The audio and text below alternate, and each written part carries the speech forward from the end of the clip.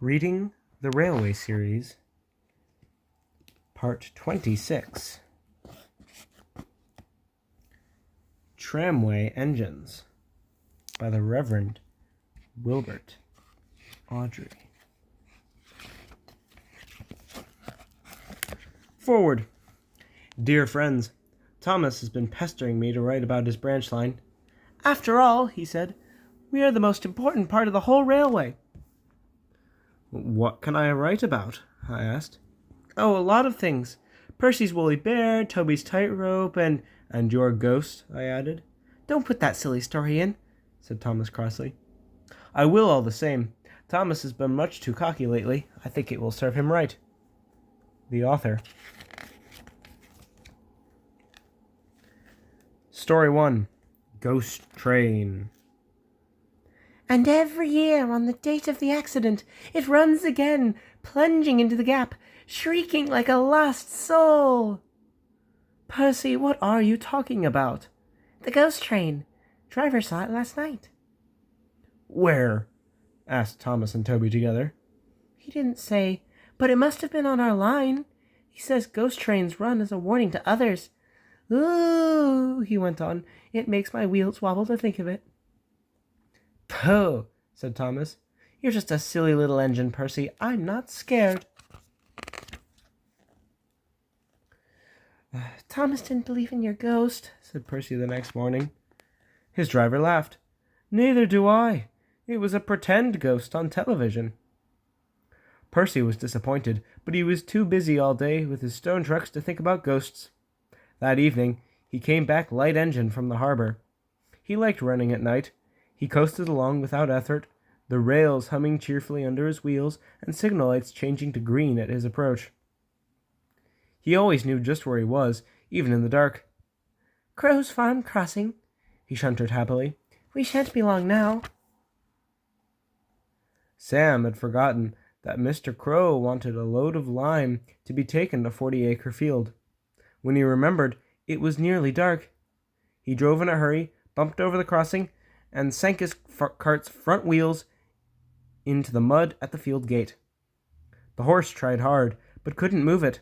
The cart's tail still fouled the railway. Sam gave it up. He unharnessed his horse and rode back to the farm for help. There's still time, he told himself. The next train isn't due for an hour. But he'd reckoned without Percy. Percy broke the cart to smithereens, and lime flew everywhere. They found no one at the crossing, so went to the nearest signal box. Hello, said the signalman. What have you done to Percy? He's white all over. Percy's driver explained. I'll see it to it, said the signalman, but you better clean Percy, or people will think he's a ghost. Percy chuckled. Do let's pretend I'm a ghost and scare Thomas. That'll teach him to say I'm a silly little engine. On their way, they met Toby, who promised to help. Thomas was being oiled up for his evening train when Percy hurried in, saying, Percy's had an accident. Poor engine, said Thomas. Oh, botheration. That means I'll be late. Oh, they've cleared the line for you, Toby went on. But there's something worse. Oh, out with it, Toby, Thomas interrupted. I can't wait all evening. I've just seen something, said Toby in a shaky voice. It looked like Percy's ghost. It said it was coming here to warn us. Puh, who cares? Don't be frightened, Toby. I'll take care of you. Percy approached the shed quietly and glided through it. Peep, peep, peep, peep, peep, peep, he shrieked. As it had been arranged, Toby's driver and fireman quickly shut the doors. Let me in, said Percy in a spooky voice. No, no, answered Toby.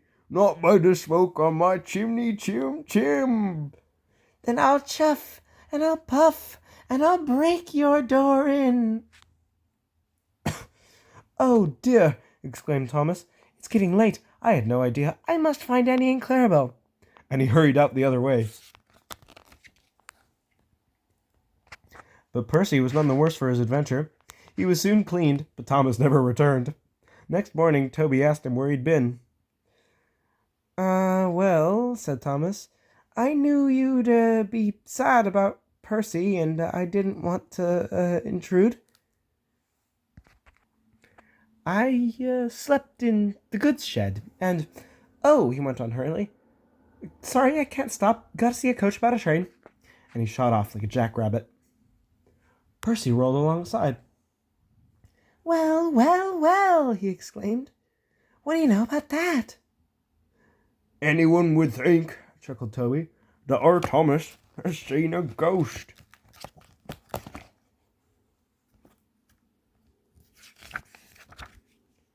There's a hair in my book, and it is not mine. I do not know what that is doing there. Story 2. Woolly Bear. Gangers had been cutting the line-side grass and caulking it. The fat controller who sells hay to the hillside farmers... The fat controller sells the hay to hillside farmers who want feed for their stock. And this time of year, when Percy comes back from the harbor, he stops where they have been cutting. The men load up his empty wagons and he pulls them to Farquhar. Toby then takes them up to the hills. The farmers collect the hay from Toby's top station. When in the wagons, the hay is covered to prevent it from blowing about, but on the line side, it is stacked in the open air to dry.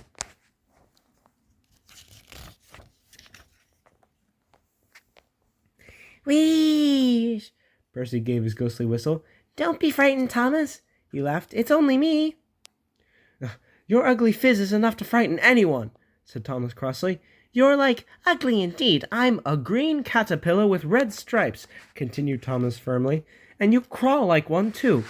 I don't. Who's been late every afternoon this week? It's the hay. I can't help that, said Thomas. Time's time, and the fat controller relies on me to keep it. I can't if you crawl in the hay until all hours.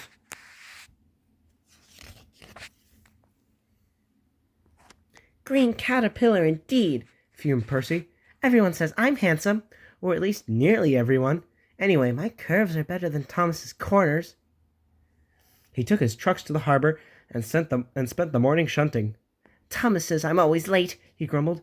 I'm never late, or at least only a few minutes. What's that to Thomas? He can always catch up time further on. All the same, he and his driver decided to start home early. It was most unfortunate that, just before they did, a crate of treacle was upset just over him. They wiped the worst off, but he was still sticky when he puffed away. The wind rose as they puffed along. Soon it was blowing a gale. Look at that, exclaimed his driver. The wind caught the piled hay, tossing it up and over the track. The gangers tried to clear it, but more always came. The line climbed here. Take a run at it, Percy, his driver advised. So whistling warningly, Percy gathered speed, but the hay made the rails slippery, and his wheels wouldn't grip. Time after time he stalled with spinning wheels and had to wait until the line ahead was cleared before he could start again. The signalman climbed a telegraph pole. The station master paced the platform. Passengers fussed. Thomas seethed impatiently. 10 minutes late! I warned him! Passengers will complain. The fat controller, the signalman shouted. The station master stood amazed. The passengers all exclaimed and laughed as Percy approached. I'm sorry I'm late, Percy panted. So I should hope, scolded Thomas, but he spoiled the effect as Percy drew alongside. Look what's crawled out of the hay, he chortled. What's wrong? Asked Percy. Talk about hairy caterpillars, puffed Thomas as he started away. It's worth being late to have seen you. When Percy got home, his driver showed him a mirror. Oh, bust my puffers, exclaimed Percy. No wonder they all laughed. I'm like a woolly bear. Please clean me before Toby comes. But it was no good. Thomas told Toby all about it. and instead of talking about sensible things like playing ghosts, Thomas and Toby made jokes about woolly bears, caterpillars, and other creatures which crawl about in hay. They laughed a lot, but Percy thought they were being very silly indeed. Story 3. Mavis. Mavis is a diesel engine belonging to the Farquhar Quarry Company. They bought her to shunt trucks in their sidings. She's black and has 6 small wheels. These, like Toby's, are hidden by side plates. Mavis is young and full of her own ideas. She is sure they are better than anybody else's. She loves rearranging things and puts Toby's trucks in different places every day. This made Toby cross. "Trucks," he grumbled, "should be where you want them, when you want them." Oh, fudge, said Mavis, and flounced away. Oh, wait a minute. No, before we go anywhere. Cover image. Yep. Yeah, that's a cover image, all right. I must admit that is a very funny one, and I like Toby in the background.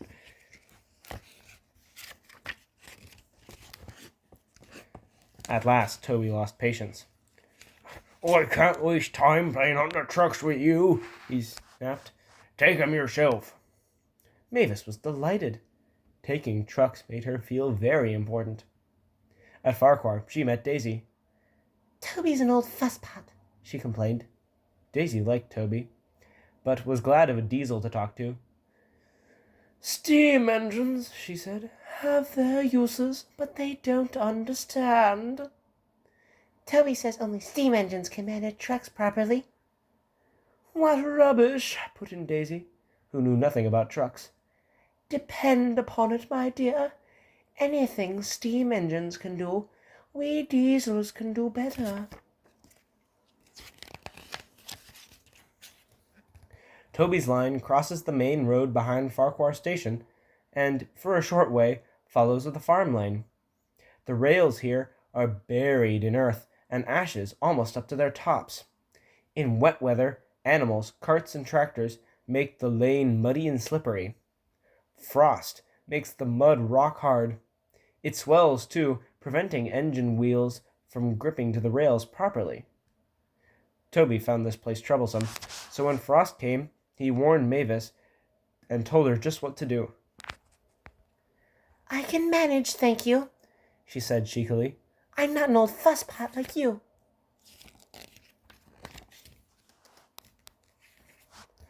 The trucks were tired of being pushed around by Mavis. "It's slippery," they whispered. "Let's push her around instead."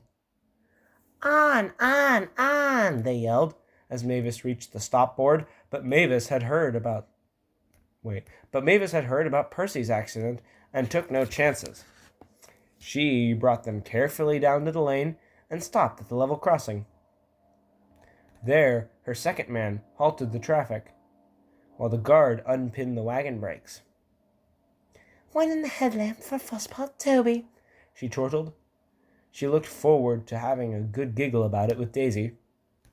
Oh, but she never got her giggle. She was so sure that she was right that she'd stopped in the wrong place and didn't realize it. In the frosty weather, Toby stops before reaching the lane, and while some of his trucks are still on the slope, this ensures that they can't hold him back, and their weight helps him forward till his wheels can grip again. But Mavis had given the trucks the chance they wanted. Hold back, they giggled. "Grrr up," ordered Mavis. The trucks just laughed, and her wheels spun helplessly. She tried backing, but the same thing happened. They sanded the rails, and they tried to dig away the frozen mud, but it only broke the spade. Cars and lorries tooted impatiently. "Grrr!" wailed Mavis in helpless fury.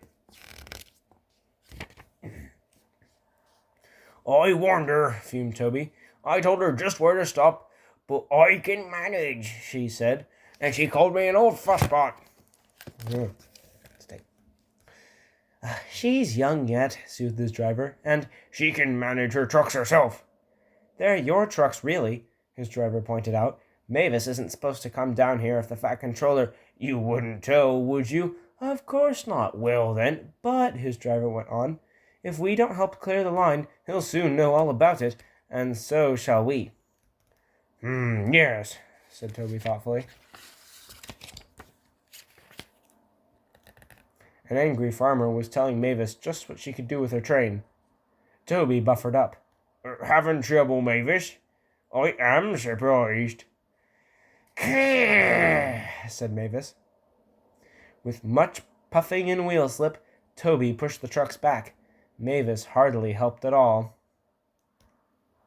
The hard work made Toby's fire burn fiercely.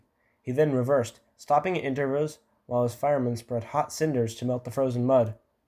Goodbye, he called as he reached the crossing. You'll manage now, I expect. Mavis didn't answer. She took the trucks to the sheds and scuttled home as quickly as she could. Now, those are the sheds Toby was at. He was near feet from Mavis and did not want to help anyway. I love Toby. Probably one of my favorite characters. Story 4. Toby's Tightrope. The manager spoke to Mavis severely. You are a very naughty engine. You have no business to go juntering down Toby's line instead of doing your work up here. It's that Toby, protested Mavis. He's a fusspot. Toby has forgotten more about trucks than you will ever know. You will put the trucks where he wants them and nowhere else. But there are no buts, said the manager, sternly. You will do as you are told, or else. Mavis stayed good for several days.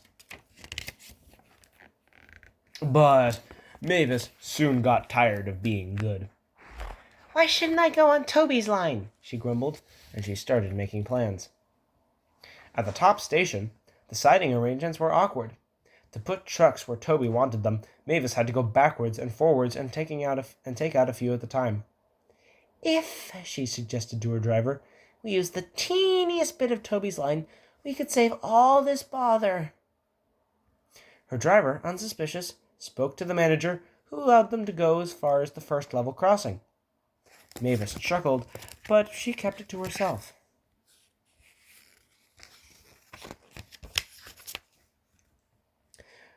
Frost hindered work in the quarry, and thaw made them busy again.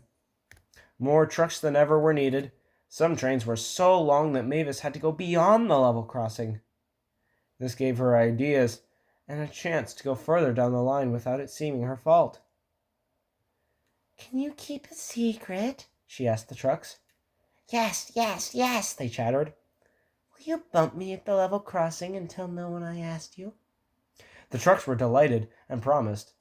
It was unfortunate that Toby should have arrived while Mavis was elsewhere, and decided to shunt them himself. They reached the level crossing, and Toby's brakes came on. This was the signal for the trucks. On, they yelled, giving him a fearful bump. The driver and fireman, taken unawares, were knocked over in the cab, and before they could pick themselves up, Toby was away with the trucks screaming and yelling behind him. What none of them realized was that with the warmer weather melting snow from the mountains, the stream had turned into a raging torrent, and the supports of the bridge they were approaching had already been undermined. Toby and his crew saw it together. The bridge vanished before their eyes, leaving rails like tight ropes stretched across the gap. Peep, peep, peep, whistled Toby. His driver, still dazed, fought for control. Shut regulator, reverser, hard over, full steam against the trucks. Hold them, boy, hold them, it's up to you. Nearer and nearer they came. Toby whistled despairingly. Though their speed was reduced, braking was still risky. It was all or nothing now. The driver braked hard, but Toby went into a squealing slide, groaning fiercely, and stopped, still on the rails, but with his wheels treading the tightrope over the abyss. Mavis was horrified. She brought some men who anchored Toby with ropes while she pulled the trucks away. Then she ran to the rescue. "Hold on, Toby," she tooted. "I'm coming." Ropes were fastened between the two engines. Toby still had steam and was able to help, so he was soon safe on firm track and saying, "Oh, thank you," to Mavis. "I'm sorry about the trucks," said Mavis. "I can't think how you managed to stop them in time." "Oh, well," said Toby. "My drivers told me about some circus people who walk tight ropes, but I just didn't fancy doing it myself." The Fat Controller thanked the manager and the men for rescuing Toby from his tightrope. "A very smart piece of work," he said. "Mavis did well too, I hear." Mavis looked ashamed. "It was my fault about those trucks, sir," she faltered. "I didn't know, but if I could—" "Could what?" smiled the Fat Controller. "Come down the line sometimes, sir. Toby says he'll show me how to go on." "Certainly, if your manager agrees." And so it was arranged. Mavis is now a welcome visitor at Farquhar Shed. She is still young and makes mistakes, but she is never too proud to ask Toby, and Toby always helps her put things right. And with that, that is the final book in the Railway series. I hope you had a lot of fun listening to me read these silly talking train stories. Before I go, though, before you go, if you are watching these as they come out, then you will be happy to know that I will be rereading The Twin Engines, Branch Line Engines, Gallant Old Engine, and Stepney the Bluebell Engine, and posting them over the next 4 days. This is due to the fact that during those 4 days, I was not feeling fully there, not feeling healthy. With that said, again, I hope you had fun with me reading these, and I hope you have a good day.